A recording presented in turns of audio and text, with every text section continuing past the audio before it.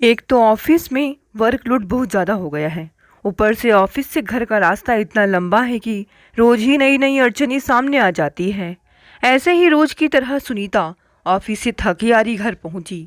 जैसे ही सुनीता ने घर के अंदर प्रवेश किया कि अचानक उसकी छोटी छोटी दोनों बेटियां भागती हुई माँ माँ कहती उससे लिपट गई। छोटी अनन्या रो रही थी। क्या हुआ मम्मा? यह सब लोग मुझे बेचारी कहते हैं। आज नानी के पास एक आंटी आई थी।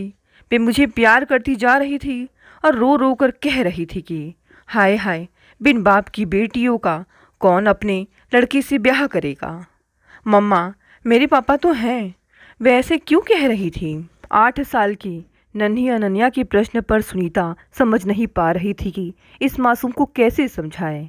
फिर उसे प्यार से गले से लगाते हुए बोली, इन बातों को मत सुना करो। तुम मेरी बेबी डॉल हो। और फिर पर्स से चॉकलेट निकालकर उसकी हथेली पर रख दी। वह खुश होकर उछलती हुई चली गई। श्रुति 10 साल की थी। वह कुछ कुछ समझने लगी थी कि अब पापा से उनका रिश्ता ख़त्म हो गया है। इसलिए घर या बाहर कोई भी बेचारी या उसकी मम्मा के लिए बुरा बोलता तो वह उससे लड़ने को तैयार हो जाती थी। इस कारण सब उसकी शिकायत करते। सुनीता, अपनी बेटी को कुछ कायदा सिखाओ, सबसे लड़ने पर आमादा हो जाती है। सुनीता अक्सर श्रुति को समझाती, बेटी, इन लोगों से बेकार में क्यों बहस करती हो? तुम वहाँ से हट जाया करो। मगर उसका रोज किसी न किसी से पंगा हो ही जाता, कभी घर में तो कभी स्कूल में। सुनीता जानती थी कि दोपहर में माँ के पास महिलाओं का जमघट लगता है और वे दोनों बच्चियों को सुना सुना कर बातें करती। हाय, बुढ़ापे में शिमला बहन जी की मुसीबत आ गई है।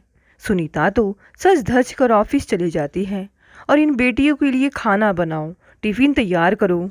कितना काम बढ़ गया है बहन जी के लिए। चुप रहो मीरा, श्रुति सुन लेगी तो आकर लड़ने लगेगी। शिमला जी ने कहा तो सब चुप हो गई। मीरा जी को अपनी हेठी लगी तो वे उठ खड़ी हुई और बोली, शिमला बहन, जरा सी लड़की से आप डरती क्यों हैं? हमारी नातिन ऐसा बोले तो मैं तो 2 थप्पड़ रसीद कर दूं। फिर श्रुति के घर में घुसते ही सब अपने अपने घर चली गई। नानी के करहाने की आवाज़ सुनकर श्रुति उनके पास आई। नानी, आप रहने दो, मैं माइक्रोवेव में खाना गर्म कर लूँगी, आप आराम करो। रहने दे छोरी, अपनी अम्मा से कह देगी कि नानी ने खाना भी नहीं दिया। श्रुति का मूड खराब हो गया, लेकिन मम्मी की बात याद करके चुपचाप खाने बैठ गई। संडे का दिन था। सुनीता अपने कपड़े धो रही थी, तभी रोती हुई अनन्या घर में घुसी। क्या हुआ? क्यों रो रही हो? मम्मा, रीचा आंटी कह रही थी कि तुम मेरे घर खेलने मत आया करो। तुम्हारी मम्मी तलाकशुदा है, तुम्हारे पापा से लड़ाई करके आ गई है। सुनीता परेशान थी।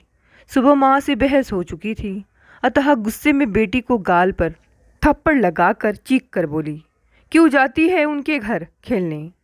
मम्मा, तलाकशुदा क्या होता है? बेटी के मासूम प्रश्न पर सुनीता की आंखें छलछला पड़ी। आंसू नहीं रोक पाई। अपने कमरे में जाकर आंसू बहाती रही चुपचाप। माँ की निगाहें भी अब बदल गई थी। उनको भी शायद अब सुनीता का यहाँ रहना अच्छा नहीं लग रहा था। हर समय मुंह फुलाए रहती हैं, बच्चों से भी ढंग से बातें नहीं करती। सुनीता के किचन में घुसते ही कहने लगती है, मैं कर तो रही हूँ, यह यहाँ क्यों रख दिया? यदि सुनीता कुछ बना देती तो खुद उसे छूती भी नहीं, उसमें मीन मैक निकालती। सुनीता को उल्टा सीधा बोलती, बच्चों को डांटती। श्रुति स्कूल से कोई फॉर्म लाई थी भरने के लिए। उसमें पापा का नाम शैलेश कुमार लिखवाते हुए सुनीता को हलक में कुछ अटकता महसूस हुआ। पति का नाम लेते ही उसकी आंखें क्रोध से लाल हो उठी। पति के अत्याचारों की याद आते ही मुंह कसीला हो उठा। शैलेश के साथ सुनीता ने अपने जीवन के कीमती पल बिताए थे। वह उसे प्यार तो करता था, परंतु गुस्सैल स्वभाव का होने के कारण किस पल नाराज होकर गाली गलौज और मारपीट पर उतर जाए पता ही नहीं। इसलिए सुनीता हर समय डरी सहमी सी रहती थी। जब अनन्या की डिलीवरी के वक्त सुनीता मायके में थी तो अकेलेपन में शैलेश ने गलत संगत पकड़ लिया। उसी की संगत में उसे पीने का शौक लग गया। बस वह इंसान से जानवर बन बैठा। जब एक दिन अबोध अनन्या को ज़्यादा रोने पर उसे उठाकर जमीन पर पटकने को तैयार हो गया, तब सुनीता दुर्गा बनकर उससे बेटी को छुड़ा पाई थी। उसी क्षण उसने उस नरक से निकल भागने का निश्चय कर लिया। अगले दिन जब शैलेश का नशा उतर गया तो उसके रोने, माफ़ी मांगने का सुनीता पर कोई असर नहीं हुआ।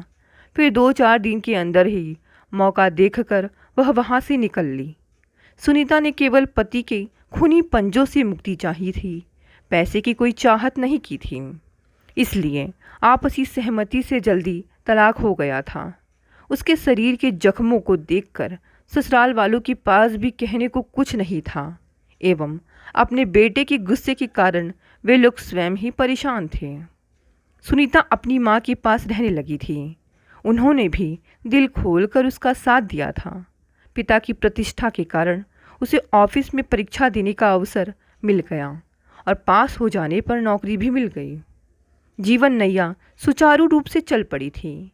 वे बेटियों को माँ को सौंपकर निश्चिंत हो गई थी। माँ को पैसे देकर या घर का सामान लाकर अपना काम पूरा हो गया समझती थी। सुनीता को ना ही बच्चों के टिफ़िन की कभी फिक्र हुई, ना ही अपने टिफ़िन की। उसे भी माँ के हाथों का खाना और नाश्ता मिलता रहा। व्यवस्था चल निकली थी। सुनीता ऑफिस में अपनी खुशियाँ तलाश कर ठहाके लगाती। सौरभ उसका बॉस था। दोनों के बीच दोस्ती धीरे धीरे प्यार में बदल गई। वह ऑफिस से अक्सर ओवर टाइम कहकर देर से आने लगी थी। छुट्टी वाले दिन भी सौरभ के पास किसी न किसी बहाने पहुंच जाती। समस्या तब खड़ी हो गई जब उसके और सौरभ के अफेयर के चर्चे माँ के कानों तक पहुँचे। फिर तो उनकी निगाहें और बोलचाल सब बदल गया। श्रुति 24 साल की हो गई थी और अनन्या 22 की। सुनीता ऑफिस से सौरभ की बाइक पर लौट रही थी। गली के नुक्कड़ पर माँ और श्रुति दोनों ने सौरभ और सुनीता को साथ देख लिया। फिर तो घर में हंगामा होना स्वाभाविक था। माँ को अपनी बेइज्जती बर्दाश्त नहीं हुई। कहाँ सुनी में बात इतनी बढ़ गई कि अगले 2 दिनों के अंदर ही सौरभ ने उनके लिए 2 कमरों का फ्लैट ढूंढ लिया। सौरभ की मदद से सुनीता की नई गृहस्थी आसानी से जम गई। घरेलू कामों के लिए सूची को भी सौरभ ने ही भेजा था। सब कुछ सुचारू रूप से व्यवस्थित हो गया था। सौरभ के सानिध्य से सुनीता के जीवन को दिशा मिल गई थी। उसका जीवन पूरी तरह उलट पलट गया था। सौरभ सुनीता के साथ ही रहने लगा था। सौरभ का साथ मिलने से सुनीता के जीवन में सुरक्षा, खुशी, प्यार और जीवन का जो अधूरापन था वह सब दूर होकर खुशियों का एहसास होता। लेकिन यह समाज किसी को जीने नहीं देना चाहता। श्रुति हो या अनन्या, दोनों की आंखों में प्रश्न चिन्ह देख सुनीता अपनी आंखें चुराने के लिए मजबूर हो जाती थी। सौरभ ने तो बता ही दिया था कि उसके 2 बेटे हैं और पत्नी गांव में रहती है। उनकी जिम्मेदारी उसी की है। सुनीता सौरभ को अपना सदस्य मान बैठी थी। कब ये सब हुआ उसे स्वयं मालूम न था। उस दिन सुनीता के सिर में दर्द था, इसलिए ऑफिस से जल्दी आ गई थी। अनन्या को रोता देख उसने रोने का कारण पूछा तो अनन्या ने बताया, मम्मी मैं संध्या आंटी के घर खेल रही थी तो उनकी दादी बोली कि तुम मेरे घर में मत आया करो, तुम्हारी मम्मी पराये मर्द के साथ रहती है। सुनीता गुस्से से तमतमा उठी, तुम क्यों जाती हो उनके घर? बेटी को तो सुनीता ने डांट दिया, लेकिन उसकी स्वयं की आंखें छलछला उठी थी। मम्मी पराया मर्द क्या होता है? इस मासूम को वह क्या उत्तर देती? वह चुपचाप बाथरूम में जाकर सिसक उठी। श्रुति चुप चुप रहती और सौरभ अंकल का घर पर रहना उसे भी अच्छा नहीं लगता, इसलिए ना तो वह पार्क में खेलने जाती और ना ही पड़ोस में किसी से बात करती। मगर सरला आंटी अक्सर आते जाते उसे बुलाकर फालतू पूछताछ करती रहती थी। इधर आओ श्रुति, एक बुजुर्ग आंटी ने उसे बुलाया, जिन्हें वह जानती नहीं थी। ये तुम्हारे पापा नहीं हैं? उसी आंटी ने कहा। श्रुति आंखों में आंसू भरकर अपने दरवाजे की तरफ दौड़ पड़ी। घर पहुंचकर वह सूने घर में फूट फूट कर रोती रही। तब छोटी अनन्या ने उसे गिलास में पानी ला कर दिया और उसके आंसू पोंछकर बोली, क्यों रो रही हो दीदी? उसने सिसकते हुए कहा, तुम नहीं समझोगी अनन्या। दीदी तुम मत रोया करो, समझ लिया करो, मैंने सुना ही नहीं। श्रुति को अनन्या पर बहुत प्यार आया। फिर खाना निकाल कर दोनों ने साथ खाया। अनन्या बोली, दीदी वहाँ नानी अपने हाथों से कैसे प्यार से खाना खिलाती थी। वहाँ सब लोग कितना प्यार भी करते थे। दीदी चलो टीवी देखते हैं। नहीं अनन्या, मुझे होमवर्क करना है, नहीं तो मम्मी आकर डांट लगाएंगी। अनन्या के बहुत कहने पर दोनों बहनें कार्टून फिल्म लगाकर बैठ गई। फिर सब भूल गई। सुनीता ऑफिस से घर लौट आई। आज उसका मूड खराब था। सौरभ ने अपने बेटे युवराज का सुंदर कोचिंग में एडमिशन करवा दिया था, इसलिए अब 6 महीने वह यहीं उन्हीं के साथ रहेगा। बेटियों को टीवी देखते देख उसका गुस्सा 7वें आसमान पर पहुंच गया। तुम लोगों को केवल टीवी देखना है, पढ़ने लिखने से कोई मतलब नहीं है। डांट के डर से दोनों ने जल्दी से टीवी बंद कर दिया और अपनी अपनी किताबें खोलकर बैठ गई। स्कूल का सालाना फंक्शन था। सब बच्चों के मम्मी पापा अपने बच्चों का प्रोग्राम देखने आए थे। श्रुति ने भी डांस में भाग लिया था। उसकी आंखें भी दूर दूर तक माँ को तलाश रही थी, लेकिन मम्मी के लिए पार्क का टेस्ट ज़्यादा महत्वपूर्ण था। वह मायूस हो गई। दिन बीतते रहे। मॉम की प्राथमिकता सौरभ अंकल और युवराज थी। माँ के लिए उन दोनों को खुश रखना ज़्यादा ज़रूरी था। घर की बात स्कूल तक सहेलियों और कैब के ड्राइवर के माध्यम से पहुंच जाती थी। वह स्कूल में अपनी सहेलियों की निगाहों में ही अछूत कन्या बन गई थी। उनके मार्मिक प्रश्न कई बार उसके दिल को दुखा देते थे। क्यों श्रुति, तुम्हें अपने पापा की शक्ल याद है कि नहीं? ये अंकल तुम्हें मारते होंगे। प्लीज़ घर की बात यहाँ मत किया करो। वह झुंझुला उठी थी। सुनीता ने फ्लैट खरीदने के लिए फंड से रुपए निकाले। कुछ रुपए सौरभ ने अपने भी लगाए थे, इसलिए स्वाभाविक था कि रजिस्ट्री में उसका नाम भी हो। अकाउंट भी साझा हो गया था। श्रुति कॉलेज में पहुंच गई थी। उसका स्वभाव बदलता जा रहा था। अब वह सुनीता की एक बात भी सुनने को तैयार नहीं थी। फैशनेबल कपड़े, स्कूटी, कोचिंग और ट्यूशन के बहाने घर से गायब रहती। यदि सुनीता कुछ कहती तो तुरंत जवाब देती कि आप अपनी दुनिया में व्यस्त रहो, मेरी अपनी दुनिया है, आप बस अंकल और युवराज का ख्याल रखें। श्रुति ने बचपन में अपने आसपास पड़ोसियों के द्वारा इतना तिरस्कार और अपमान झेला था कि अब वह उस अपमान का बदला अपने पैसे और नित नए फैशन के बलबूते दूसरों को आकर्षित करके अपना प्रभुत्व बढ़ा कर लेती। श्रुति ऑनलाइन तरह तरह की डिज़ाइनर ड्रेस ऑर्डर करती थी। यदि कभी सुनीता उसे टोक दे तो तुरंत उसके मुंह पर जवाब दे देती, आपसे तो कम ही खर्च करती हूँ, आपको ऑफिस जाना होता है तो मुझे भी कॉलेज जाना होता है। सुनीता बेटी के सामने अपने आप को मजबूर पा रही थी। उसे सुधारने का कोई उपाय नहीं सूझ रहा था। श्रुति ने अपने स्कूल के समय में बहुत अपमान झेला था। लड़कियां उससे दोस्ती नहीं करती थी, उसे अपने ग्रुप में शामिल भी नहीं करती थी, उसे अजीब निगाहों से देखती थी। सब अपने अपने पापा की प्यार की बातें करती। कोई पिक्चर जाती, कोई घूमने जाती, सब एफबी पर फ़ोटो शेयर करती। यह सब देख सुनकर श्रुति की आंखें छलछला उठती। वह दूसरी तरफ मुंह घुमाकर उनकी बातें सुनती, क्योंकि यदि उनकी तरफ नज़रें घुमाती तो वे बोलती, तुम क्या जानो, तुम्हारे पापा को तो तुम्हारी मम्मी छोड़कर पराए मर्द के साथ रह रही है। यह कड़वा सच था। इस विषय से उसका मन घायल हो उठता था। वह बमुश्किल अपने आंसू रोक पाती थी। उसके पड़ोस में रहने वाली रेनू उसके घर की 3-3 बात स्कूल में पहुंचा देती और फिर उन लोगों को चटकारे लेकर बातें करने का मौका मिल जाता। कॉलेज में आने के बाद श्रुति की समझ में आ गया कि रोने से कुछ नहीं होगा, अब उसे बिंदास होकर जीना होगा। श्रुति को कुकिंग का शौक हो गया था। एक दिन खाने के शौकीन सौरभ अंकल के लिए वीडियो पर देखकर मलाई कोफ्ते बनाए। अंकल ने खुश होकर उसकी ज़रूरत को समझते हुए उसे स्कूटी दिलवा दी। सौरभ ने अपना एटीएम कार्ड भी उसे दे दिया। अब तो उसके पंख निकल आए थे। कॉलेज कैंटीन और लड़कों के साथ दोस्ती के कारण उसका तो लाइफस्टाइल ही बदल गया था। एटीएम कार्ड से ऑनलाइन शॉपिंग, फैशनेबल ड्रेसेस, नए नए हेयर कट में उसकी दुनिया बदल गई। सौरभ को खुश रखने में उसका फ़ायदा था, इसलिए वह उसके लिए हर संडे कुछ स्पेशल बनाती और वह प्यार से उसके सिर पर हाथ फेर कर अपने पास बैठा लेता और फिर खुश होकर खाता। लेकिन माँ को यह पसंद नहीं आता। वह उसे कोई काम बताकर वहाँ से उठा देती। कॉलेज में ढेरों दोस्त बन गए थे। वह सबको कैफेटेरिया में अक्सर ट्रीट देती। उसकी कुंठा पैसों के रास्ते बह गई थी। हर्ष की बड़ी सी गाड़ी और उसके आकर्षक व्यक्तित्व में खो गई थी। उसका फाइनल ईयर था। उधर अनन्या इंजीनियरिंग की पढ़ाई करने बेंगलुरु चली गई थी। अब श्रुति सौरभ का काम आगे बढ़कर कर देती। फिर चाहे वह सुबह की बेड टी हो या ब्रेकफास्ट।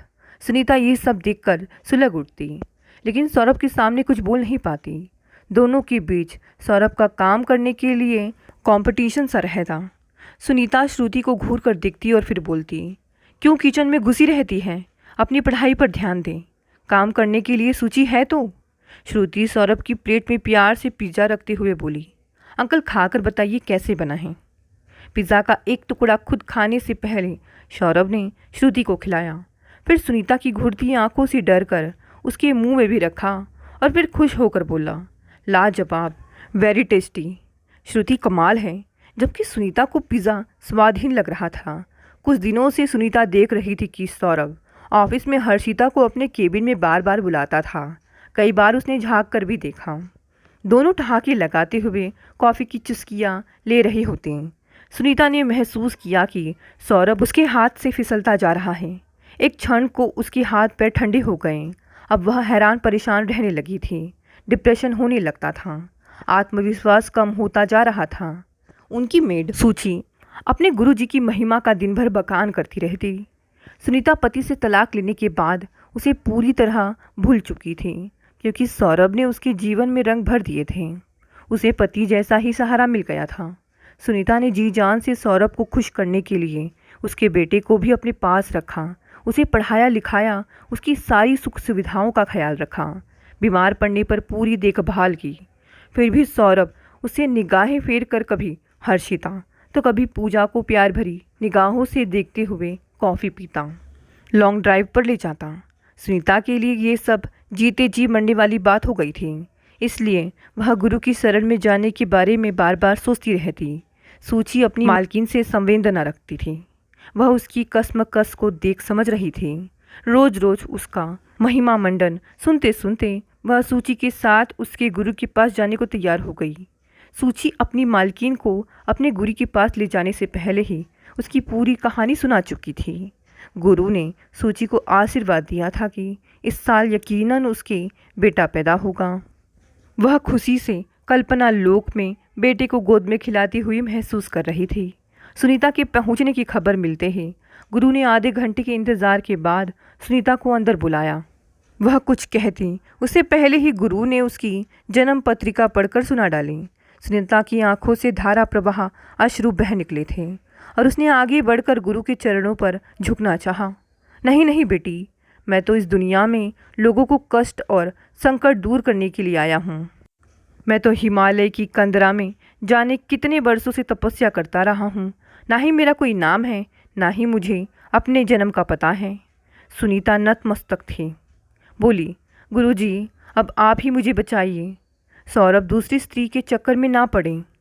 बच्चा, मैंने दिव्य दृष्टि से देख लिया है। वह हर्षिता तुम्हारी ज़िंदगी में अंधेरा करना चाहती है। यह भभूत ले जाऊं, सौरभ को खिलाती रहे ना। वह हर्षिता की और अपनी नज़रें भी नहीं उठाएगा। सुनीता खुशी खुशी 4000 उसके चरणों में रख कर ऐसा महसूस कर रही थी जैसे सारा जहां उसकी मुट्ठी में आ गया हूँ। धीरे धीरे उसका विश्वास गुरुजी पर बढ़ता गया, क्योंकि हर्षिता यह कंपनी छोड़ दूसरी में चली गई थी और सौरभ फिर से उसके पास लौट आया था। सुनीता खुश होकर गुरु की सेवा में अपनी तनख्वाह का 40वां भाग तो निश्चित रूप से देने लगी थी। उसके अतिरिक्त समय समय पर अलग से चढ़ावा चढ़ाती। सुनीता अपना भविष्य सुधारने में व्यस्त थी। उधर बेटी श्रुति और हर्ष की दोस्ती प्यार में बदल गई थी। हर्ष रईस परिवार का इकलौता चिराग था। वह रंग बिरंगी तितलियों की खोज में रहता था। वह देखने में स्मार्ट था। उसके पिता का लंबा चौड़ा डायमंड का बिजनेस था। कैनॉट प्लेस में बड़ा शोरूम था, इसलिए उसके डिग्री का कोई खास मानी नहीं था। कॉलेज तो मौज मस्ती की जगह थी। वह फाइनल ईयर में थी और कैंपस भी हो गया था। श्रुति हर्ष के घर भी आती जाती रहती थी। उसकी माँ और पापा से मिल चुकी थी। माँ वंदना और राकेश को श्रुति पसंद थी, इसलिए उसके हौसले और भी बढ़ गए थे। एक दिन श्रुति हर्ष को लेकर घर आई और सुनीता से मिलवाया। सुनीता भी हर्ष के आकर्षक व्यक्तित्व और नामी गिरामी परिवार का चिराग है जानकर खुशी से फूलकर कुप्पा हो गई। उसने बेटी को शादी के लिए हर्ष पर जोर डालने की सलाह दी। हर्ष उसे अपना भावी दामाद लगने लगा था, इसलिए श्रुति को उसके संग घूमने फिरने की पूरी आज़ादी थी। दोनों रिश्ते की डोर से बंध गए थे। सुनीता ने एक दिन हर्ष और उसके परिवार को अपने घर पर लंच के लिए बुलाया ताकि वे लोग उनके बारे में अच्छी तरह से जानकारी ले लें और उनका घर और रहन सहन भी देख लें। सौरभ उस दिन गांव गया था। हर्ष के पिता ने उसी समय उन दोनों के रिश्ते पर अपनी मुहर लगा दी। उन्हें श्रुति पसंद थी। एक बार में ही सब कुछ इतनी जल्दी तय हो गया, सुनीता ने सपने में भी नहीं सोचा था। सुनीता खुशी से गद होकर गुरु के चरणों में गिर गई। आपकी महिमा अपरंपार है। आपकी वजह से ही इतने बड़े परिवार में मेरी बेटी का रिश्ता तय होने जा रहा है। सगाई समारोह 5 सितारा होटल में संपन्न हुआ। श्रुति के परिवार से तो कोई था ही नहीं, केवल ऑफिस के मित्र मंडली थे। हर्ष के नाते रिश्तेदारों का पूरा हुजूम था। उसी दिन शादी की तारीख भी तय कर दी गई, लेकिन हर्ष की माँ ने आकर श्रुति की दादी नानी वगैरह के बारे में पूछताछ की थी, लेकिन सुनीता ने गोल गोल जवाब देकर बात संभालने का प्रयास किया था। हर्ष की कोठी देख वह बेटी की खुशी के लिए पैसा पानी की तरह बहा रही थी। वह अपने फंड से पैसे निकाल कर दिन रात शॉपिंग और बुकिंग में जुटी थी। सौरभ कुछ उखड़ा उखड़ा सा रहता। शादी की तैयारी में कोई रुचि नहीं ले रहा था। मेहंदी और संगीत का फंक्शन था। कल शादी थी। सुनीता लोगों की आवभगत में लगी थी। सभी लोग उसे बधाई दे रहे थे। उसकी निगाहें सौरभ को चारों ओर ढूंढ रही थी, लेकिन वह कहीं दिखाई नहीं दे रहा था। उसका फ़ोन भी बंद था। सौरभ को तो उसने शादी के कई कामों की जिम्मेदारी सौंप रखी थी। वह इतना गैर जिम्मेदार तो कभी नहीं था। इतना बड़ा फंक्शन, लोगों की भीड़ भाड़ थी। हर्ष के परिवार वालों के आने का समय हो चुका था। सौरभ का फ़ोन बंद आ रहा था। किसी अनिष्ट की आशंका से सुनीता का तन मन सिहर उठा। उसका चेहरा लाल हो उठा। तभी उसका मोबाइल बज उठा। हर्ष की माँ वंदना का फ़ोन था। उन्होंने उखड़े अंदाज में उन्हें अपने घर बुलाया था। माँ के चेहरे को देखते ही श्रुति समझ गई कि कुछ अघटित घट चुका है। उसने हर्ष को फ़ोन लगाया तो उसका फ़ोन बंद आया। सब तरफ मौन पसर गया। अकेली सुनीता अपने आप को संभाल नहीं पाई। उसका चेहरा आंसुओं से भीग गया। क्षण भर में सबको सांप सूंघ गया। जितने लोग उतनी बातें। माहौल में मौन के साथ साथ फुसफुसाहट भी हो रही थी। सब अपने अपने अनुसार कयास लगा रहे थे। मानसिक व्यथा के उन कठिन क्षणों में अनेक झंझावतों को झेलते हुए अनेकानेक हाँ और नहीं के विचार मंथन के बाद सुनीता ने साहस जुटाकर सबके चेहरों के प्रश्न चिन्ह के समाधान के लिए हर्ष के माता पिता के साथ उनकी गलतफहमी को दूर करने की बात कही। सबके चेहरे उम्मीद की किरण की रोशनी से नहा उठे। मम्मी, आपको उनके सामने रोने गिड़गिड़ाने की कोई ज़रूरत नहीं है, श्रुति ने कहा। सुनीता बेटी को डांट कर चुप रहने को कहकर अकेली गाड़ी में बैठकर हर्ष के घर की ओर चल दी। कुछ पलों के लिए सुनीता के यहाँ सन्नाटा पसर गया था। कुछ लोगों के चेहरों पर आशा की किरण जगमगा रही थी कि सुनीता अपनी वाक्पटुता से सारी गलतफहमी को दूर करेगी। तो कुछ लोग ऐसे भी थे जिनके चेहरों पर कुटिल मुस्कान दिखाई दे रही थी कि अब आया ऊंट पहाड़ के नीचे, जैसा करा है वैसा भरो। किसी का घर तोड़ा है तो उसका तो फल यही मिलना है। अब बेटी की शादी टूटेगी तो पता चलेगा कि किसी के घर में आग लगाने का नतीजा क्या होता है। सुनीता हर्ष की कोठी में पहुंची तो वहां पर सौरभ और उसकी पत्नी छाया को देखते ही सब कुछ शीशे की तरह साफ हो चुका था। वह उन लोगों के सामने रोई, गिड़गिड़ाई, छाया के सामने हाथ जोड़े, माफ़ी मांगी। सौरभ मुख बैठा रहा। हर्ष की माँ के सामने अपनी बेटी की खुशियों की भीख झोली फैलाकर मांगती रही, लेकिन वह टस से मस ना हुई। बोली, मैं ऐसी माँ की बेटी से अपने बेटे की शादी नहीं कर सकती जिसने अपने जीवन में रिश्ते निभाना ही नहीं सीखा। वह रोती बिलखती रही। काफ़ी देर इंतज़ार करने के बाद दोनों बेटियां भी वहां पहुंच गई। उठो माँ, हर्ष जैसे कायर लड़की के साथ मैं खुद शादी नहीं करूंगी। अनन्या बोली, दीदी तू तो बच गई ऐसे कायर कमज़ोर जीवन साथी से। माँ, आप समझो बच गई, क्योंकि इन फरेबियों का असली चेहरा शादी से पहले ही सामने आ गया। माँ, एक बार जोर से मुस्कुराओ। हम सब इन धोखेबाजों के चंगुल से बच गए। यह सेलिब्रेशन का समय है, आंसू बहाने का नहीं। सुनीता अपनी बेटियों के चेहरे देखती रह गई। उसका तन और मन दोनों जैसे शून्य और शक्तिहीन हो चुके थे। उसके लिए यह आघात सहना कठिन हो रहा था। सुनीता की आंखों से अविरल अश्रुधारा बह रही थी। वह मन ही मन घुट रही थी कि इतनी बड़ी दुनिया में उसका अपना कोई नहीं है। उसने रिश्ता भी जोड़ा तो स्वार्थी सौरभ से, जिसने बीच मझधार में उसे छोड़ दिया। सुनीता ने अपनी बेटियों को गहरी नज़र से देखा और फिर बोली, मेरी प्यारी बेटियों, सच में यह समय तो सेलिब्रेशन का ही है। सुनीता का चेहरा उसके साहस की रोशनी से जगमगा उठा था। दोस्तों, कहानी यहीं समाप्त हो गई। कहानी पसंद आई तो इसे लाइक, शेयर, कमेंट करें। नए हैं तो इस चैनल को भी सब्सक्राइब कर लें। धन्यवाद दोस्तों, मिलते हैं अगली नई कहानी से।